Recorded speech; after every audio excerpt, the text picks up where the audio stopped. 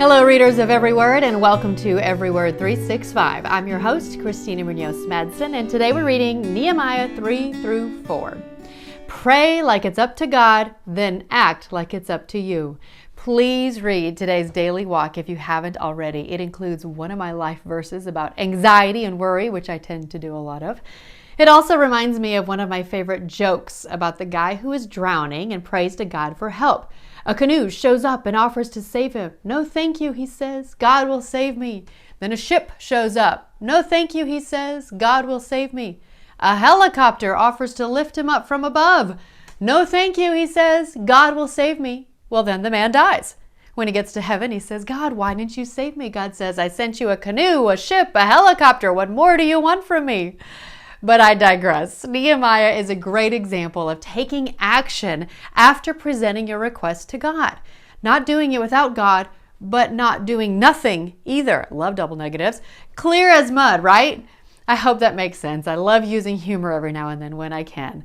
I also want to mention the East Gate, which is in Nehemiah 3:29, shared about in our insight today. That is known as the place where Jesus will come through when he returns. This is a little long, but here's some more info, and I am including a photo in the email and the Facebook group of the East Gate. The East Gate and the return of Jesus. The gate that looketh toward the east, and the glory of the Lord came into the house by the way of the gate, whose prospects is toward the east. Then he brought me back to the outer gate of the sanctuary, which faces east, and it was shut. And he said to me, This gate shall remain shut. It shall not be opened, and no one shall enter by it. For the Lord, the God of Israel, has entered by it. Therefore it shall remain shut.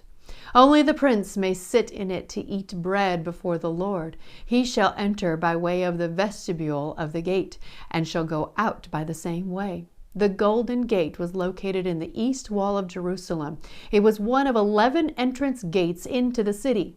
Notice in the picture that I'm including that this gate is sealed shut. It was sealed up in the 16th century AD. A little background on the East Gate of Jerusalem. The East Gate was walled up by its Muslim conquerors, the Ottoman Turks, in 1530 AD.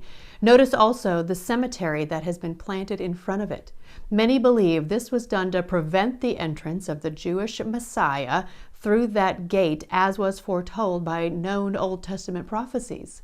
However, Ezekiel prophesied the shutting of this gate itself around 600 BC, that it would be shut, quote, because the Lord, the God of Israel, hath entered in by it, therefore it shall be shut. Jesus entered Jerusalem through the East Gate around 30 AD, long before it was blocked by the Ottomans, as he came down from the Mount of Olives and entered the temple, according to our understanding of Luke 19:28 through 48. He would have entered through the original gate in the wall, which was destroyed with the city by the Romans in 70 AD. Ezekiel says concerning this closed gate that the prince, which the Messiah is often called throughout the Old Testament and Jesus is called in the New Testament, shall enter it again. Jesus, having entered the city, said that he would not be seen again until Jerusalem acknowledges him. That is in Matthew 23:37 through 39. The Eastern Gate is presently considered by the Arabs to be their exclusive property. It is sealed up and blocked off. However, one day the Messiah will land on the Mount of Olives with all his saints and walk down to and right through the Eastern Gate and into the temple area. And that is from a website that I found containing Bible history that I just wanted to share with you about why it's so important and why Jesus will come through that gate when he comes back. Has anyone been there to see it? Feel free to share about it if so. Definitely on my bucket list. And as you know, we were going to go to Israel and I wanted to see all of these things, and it did get canceled because of the war there. But Travel with Friends is now going back, and I know we will soon be on that trip, and I'd love to take you with me. But if you've already seen it, I would love to hear about it from you. Tomorrow is a day to relax, or a day off, or a day to catch up with some of those paper clips, which is totally fine. Happy reading! Who wants to visit Greece and walk the same places Paul did? You are invited to join us for a trip to Greece with Travel with Friends. On day 6 of the trip, you'll wake up to visit the island of Crete. We can visit the palace of Knossos and its famous labyrinth, which was the center of the Minoan civilization. It is absolutely incredible. Next, we'll visit the island of Santorini, which is perhaps the most breathtaking of all the Greek islands.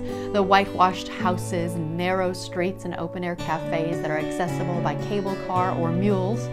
There will be several optional tours offered in Santorini, or you may choose to spend the day shopping and exploring on your own.